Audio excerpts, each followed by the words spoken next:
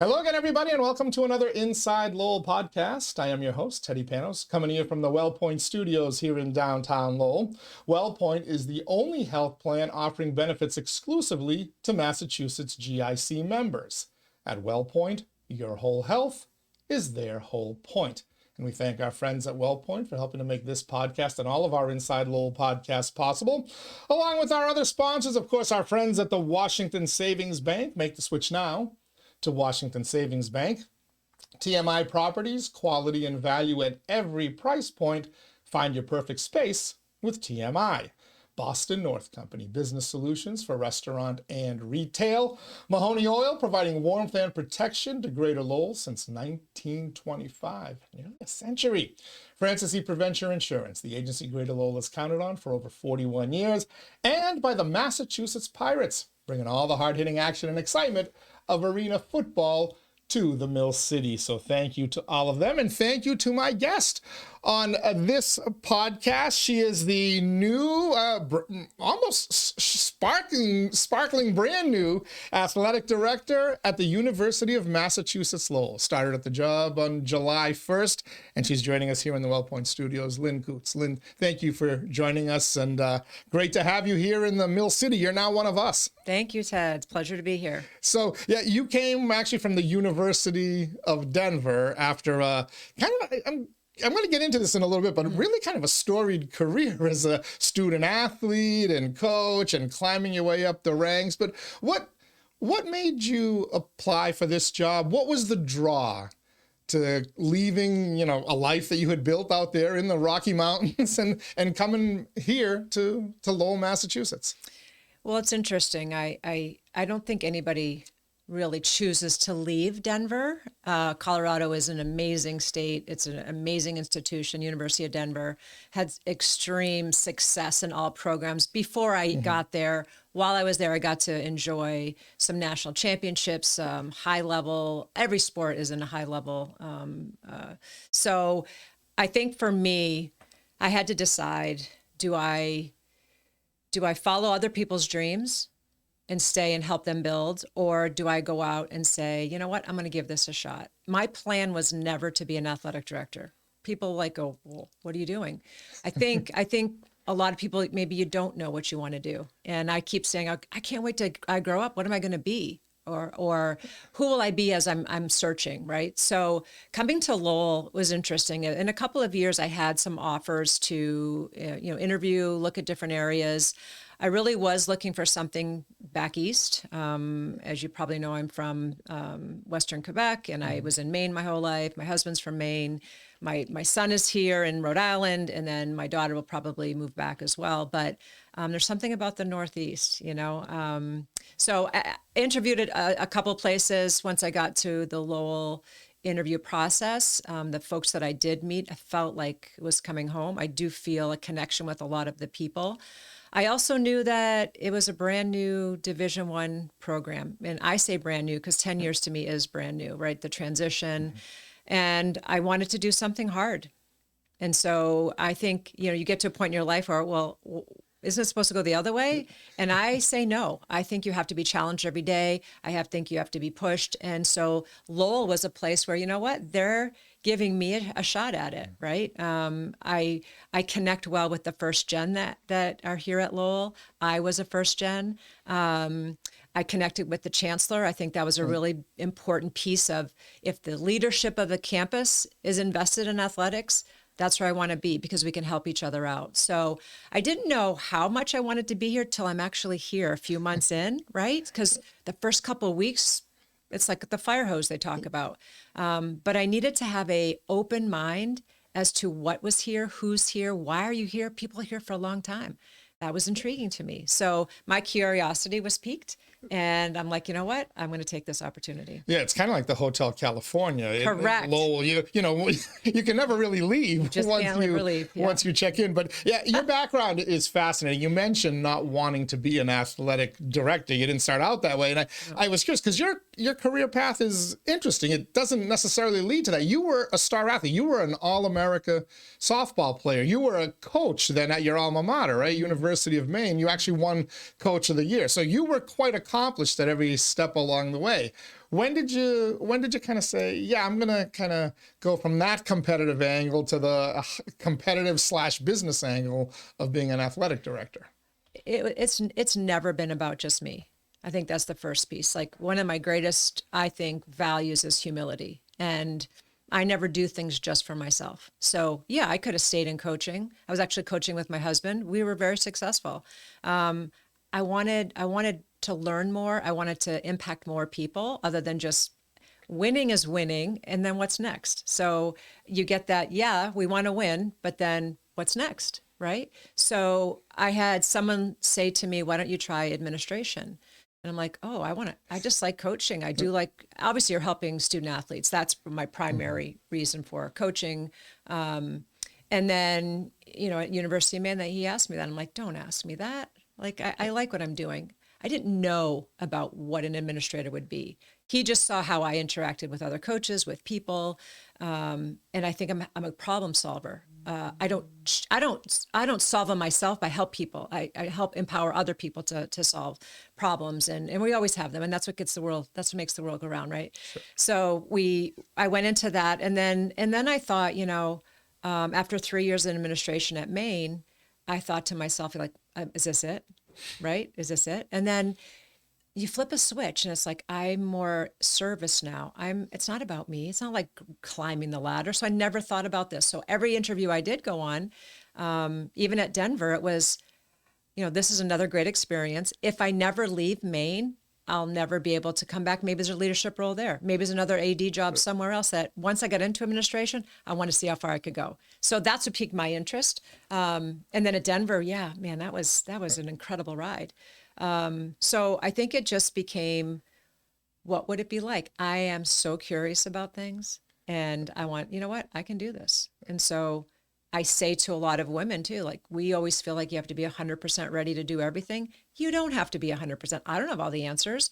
What I do have is the ability to connect with people and help them, and build a team. So it's all about teamwork. So that's why I'm where I am right now. You mentioned your time in Denver and being quite a ride. That hockey program became what some might argue is the best hockey program in all of the country right now, replacing the traditionals, the Michigans and the Minnesotas and whatnot. Won a couple of national championships. It's interesting because that's where we thought UMass Lowell was going to be about a decade ago, when they made their first Frozen Four appearance, and we figured, that's going to become a regular occurrence. And it's tough. Division I athletics are very tough, but you kind of got to see that up close up in the University of Denver. What does that do for a college, for the non-sports fans who don't really get it? What does a high-profile championship level program do for the university, do for the community? Well, great question, but it's been shown and proven through the data that you win championships and your successful athletics program as the front porch to the university, eyes are on the brand, it draws enrollment. And it has, right? It has. And at Denver, when you talk about national championships, winning is hard. It really is hard. And coaching these days is different too. Like, it's harder. It really is. Kids have so many other opportunities. There's so much more money out there with the house settlement and being able to NIL deals. You're getting money thrown at these kids. So it's going to get more difficult. I think for Denver, obviously the leadership there, David Carl as the head coach, watching him with his staff and with his kids, it's a professional organization in my eyes. And I grew up in hockey. My uncle Brian Murray is one of my greatest mentors, and he was in the NHL, obviously. And I went to live with him for a couple of years in Washington. So I got to really firsthand see what professional GMs and coaches do. And I put David Carl in that category. So he, to me, that leadership is incredible. Then you win, and then you can attract those recruits. Sure. I mean, watching the practices, the competitive practices, the support of the institution is very huge. There's money and resources that have to be put into it. Increasing your charters. It's tough to travel hockey teams at Denver, especially because we have to fly everywhere. Here at Lowell, it's a bus league in a sense, but Hockey East is hard. I mean, the BCs, the BUs, like it's hard. It's a hard division, the mains that are growing. So there's still a lot we have to do. And in 22, when Lowell played Denver out in Loveland, that was a great game, right? So you saw that support in Colorado for hockey. And in the Northeast, I think maybe we take it a little for granted, maybe hockey, as far as I know Songus fills up. I haven't been there yet to see that because obviously being new. So I just think it's you think if you win, you're going to keep doing that. It's going to get harder and harder every year with transfer portals, with, kids wanting something different. I think Norm's done a really good job here. I know last year was a little bit down, but I think people are very supportive of the time and effort that coach Norm has put into this program, and the love that people have going to the song is like, that's an event. So we've got to continue to provide not just the hockey, but the experience for our fans and the light it shines on the university. So in short, winning draws eyes, which will then say they want to be part of that. So the kids come. We're chatting with Lynn Coutts, the new athletic director at the University of Massachusetts Lowell. She's joining us here in the WellPoint studios. Based on some of your earlier answers, you like a challenge. So my next question about, I was going to ask what your vision is for UMass Lowell athletics, the entire department. Do you just kind of see yourself, keep steering the ship in a forward positive direction? It sounds to me like you didn't come here just to do that you've got some thoughts, you have some ideas, and folks are going to see some changes that hopefully turn out for the better. Yeah, I don't think anybody goes into a new situation wanting to keep it the same. And I think if you're going into a championship team and you're coaching, well, that's different. I think for me here, it's starting out with, my leadership team. So it's administration is really important, putting people in places, what we need now. We call that win, what's important now, right? What do we need to do now? Not what has happened. They've done very well, right? But yes, we've got obviously some facilities. We have to make some adjustments there. But for now, only a few months in, I don't think you can make quick decisions because with the landscape of the NCAA changing, where do our resources need to be? Yes, the facilities have that. Everyone says that, right? Is it always that? I think there's some other areas that we need to also resource. It's helping our coaches. It's helping with our recruiting. It's helping with retention. I think the same things we're doing, campus is looking at the same thing, recruitment and retention. How do we do that? We're going to improve some things on campus. We're making some improvements in labs. How do we draw those engineering students? It's the same thing with student athletes. How do we draw more student athletes to Lowell? So there's a lot. I think I don't have that vision in a box, but I know that we're going to grow. And we talk about winning, but what does winning mean? It's not just the championships, it's the process, it's the journey. We've got to make sure our coaches are in good places. We have to make sure our support staff are in good places, our sports med, our sports performance, our academic support. We're here to help kids graduate. And those in the sports world, maybe some of them don't understand the magnitude of a student athlete's day in the life of, right? There's a lot that has to, that happens. So we're trying to support all those areas. I'm trying to, as quickly as I can, get to learn about everybody. What are each coach's values? What's important to them? So I know how to coach them because that's what we do. We coach each other and support them. And then it's also understanding the donors and what are they looking for? Our supporters, our fans, how do we make it? So there's a lot on the table. But yeah, I don't look at it as hard. I just look at there's a challenge here, but I think people are hungry here to see growth. And it will be difficult, but that's okay.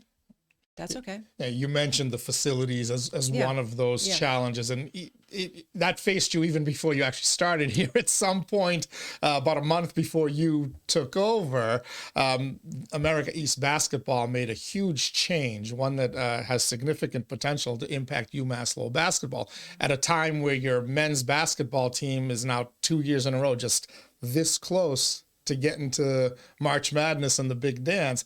They now told you can't play your home games at Costello gymnasium anymore, home playoff games, you've got to have it at a 1,500 seat arena. And that's the Tsongas Center. And that brings in this kind of decades old challenge that the UMass Lowell sports has faced because you don't have, your hockey team plays there, and they need to practice on that sheet of ice. They don't want to be bussed out to the suburbs to play in a practice in a small rink. Your basketball team needs practice time at the Tsongas Center. So everyone now points to a practice arena, which has been talked about. Man, I happened to sit in a hotel lounge in 2013 in Pittsburgh, Pennsylvania, when there was hope that practice rink was going to get built, and then it kind of faded away. We're now hearing renewed talk. We ran a story here at InsideLowell about 6 months ago about an effort to build a practice arena right behind the Tsongas. Where are we with that? And is that a must? For you to take this athletic department where you want to take it, is that facility a must? Because it'll affect a bunch of other facilities. Yeah, there's a lot to unpack there. Yes, I did hear about that during the interview process. So my thoughts on that is I do think that's still in conversation. And it's not just for hockey, basketball, it's for other events that we can bring to campus. So if we can, again, partner with how we can help all of us, not just one entity, that's where I think we have to look. Do I think it's important to have a practice sheet? 100%, right? I mean, it's if something happens on the ice and you've got to move. I know at Denver, even during national championship week, we went on our practice rink a couple times. There was graduation, or there's always going to be conflicts, right? And as long as the rink is the right size, they can do that. For me on the basketball side, I'm still trying to wrap my head around all those decisions. They were made and they were voted, and, we're one school. It feels a little that we're kind of, in the corner there. You're the only school in America East basketball affected by this. We are. So is there a hope that you can maybe get some kind of a reprieve? Or well, I think they did get a reprieve last year. I do think there's, so my understanding is, do I think Costello's too small for our men's and women's basketball? I do. Anybody would, right? We would like to have more seats there. I also, as I'm talking with Coach and I've talked with the commissioner, and, if we don't win all of our home games, won't really matter, right? So I do think the conference is trying to do what's best for the conference, get a good facility, get it on eyes on ESPN. I understand all of that.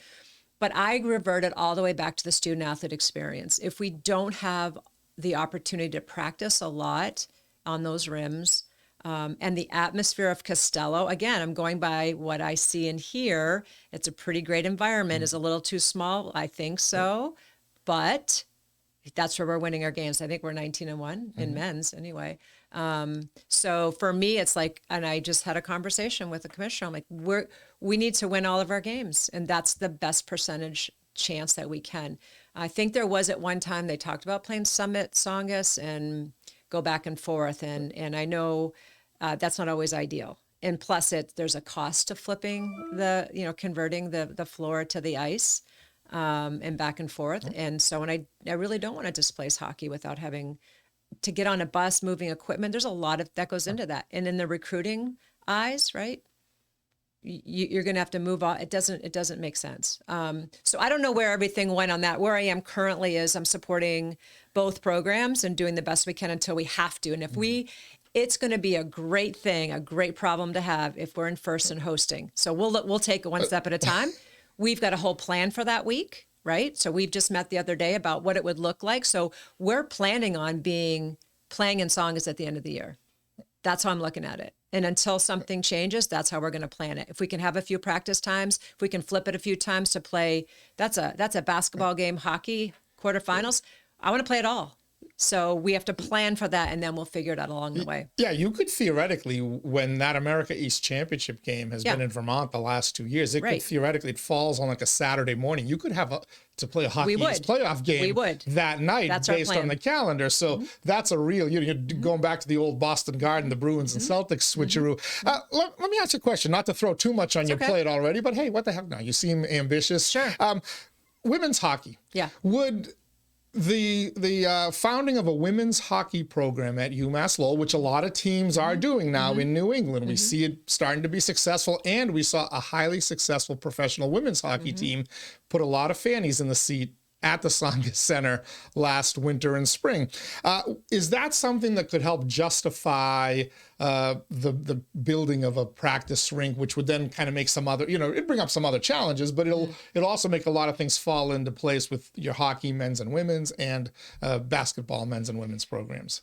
I don't think adding a sport is going to change the impact of needing that practice sheet, first off. And secondly, the difference in UMass Lowell is our men's enrollment is higher than our women's. So when Title IX supports either men or women, it doesn't matter, depending on the gender, we can have more participating head count.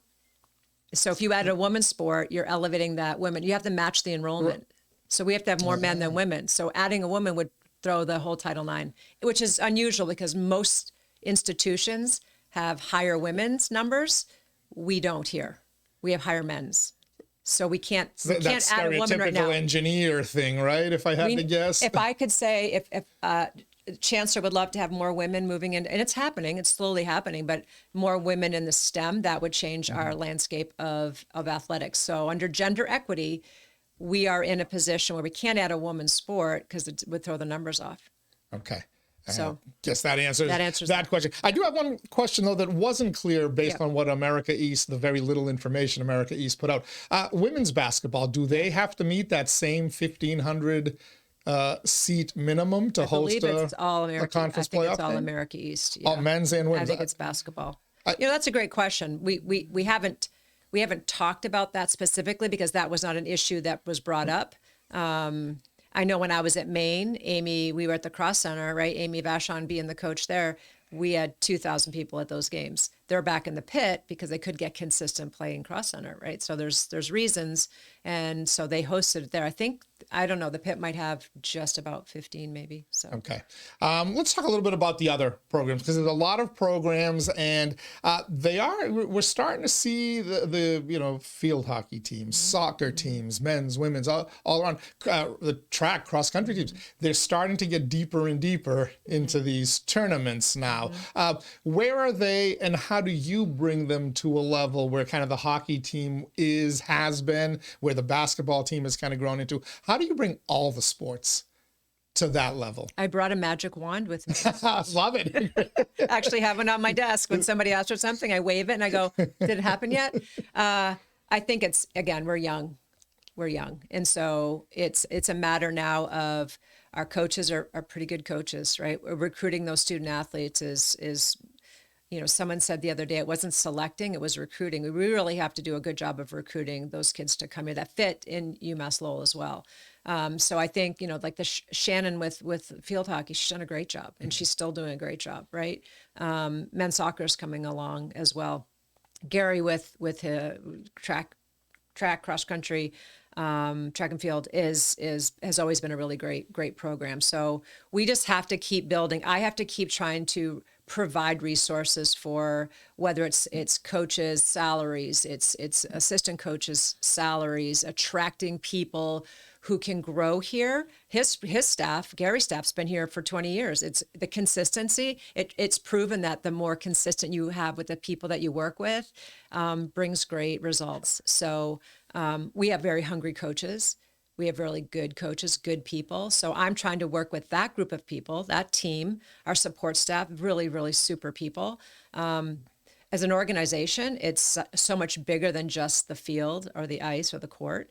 How do we keep doing that? I think we're so close. Like if you can get that one more step over, I mean, watching soccer the other day, women's soccer, just hitting posts. I mean, we're inches away from a totally different year. Men's soccer, Kyle's done a great job of really pulling them along. I haven't seen the lacrosses yet. I know they're working hard as well. Baseball and softball, same thing, right? So it's for me to get a full view of a full cycle a year of all of our teams. But for now, I'm just trying to make sure I can help impact our coaches, our student athletes. You have to have the belief, you have to have the passion, you have to have the drive to get anywhere. So we have to make sure that positive atmosphere of pick yourself back up, keep going. I feel like that's the mentality here. You talk about Mill City and gritty and, work hard. I think people appreciate that. So how do we keep doing that? Well, every day. Got to get better every day.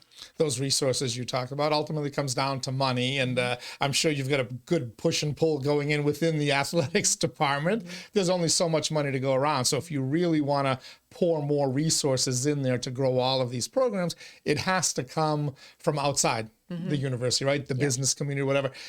Does Lowell have the current business infrastructure, or do your athletic programs have the current infrastructure to be able to do what you need? And if not, how do you grow it within Lowell in an area where you're competing with all these Boston schools, as you mentioned? You're competing with BC and BU and Northeastern, and good luck getting people from New Hampshire because UNH is doing it, and Maine, vice versa.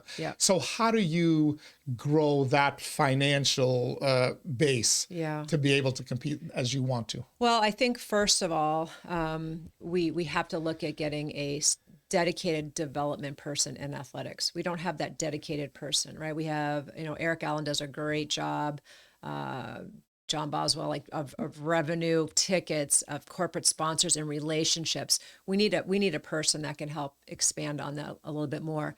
How do we do that? Well, we've got to get out a little bit. So we've got, games coming up. We've got the Gonzaga Washington trip. We're trying to get some donors to go with us. We're trying to meet donors out there, people that maybe are connected to UMass Lowell who haven't seen us in a while because they live out there. We want to go to them. So can we show them a great experience? Don't forget about your experience that you had here. Then we have Palm Springs for hockey. We're going out there. We have over 100 people with parents and donors, and our alumni are out there, right, in California. So we have to expand on experiences, and we have to go see people and find out what keeps them connected, right? So the money, it's always a money thing, right? People say, well, just keep dreaming. We got to keep dreaming. We got to keep putting things together. We got to what's the importance of this? What can it do to help the rest of the campus? We have to keep talking that way.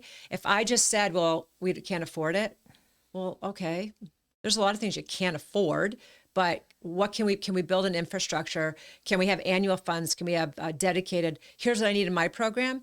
People will donate to those things, right? If we have obviously we're going to have a campaign coming up soon, and how do we reach out and know, you know what, you want more, we want more, let's do this together.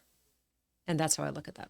Sounds like you've got the vision pretty much out there. Yeah. Now it's just a matter of implementing it. And just a matter of reality, money now, right? Ted. It's just my money. Yeah. Well, congratulations again. Welcome to the area. We look forward to where your tenure is going to take UMass Lowell Athletics. Great. Thank you, Ted. Lynn Coutts, thanks so much. And thank all of you for joining us here as well on this Inside Lowell podcast. As we like to say, Inside Lowell.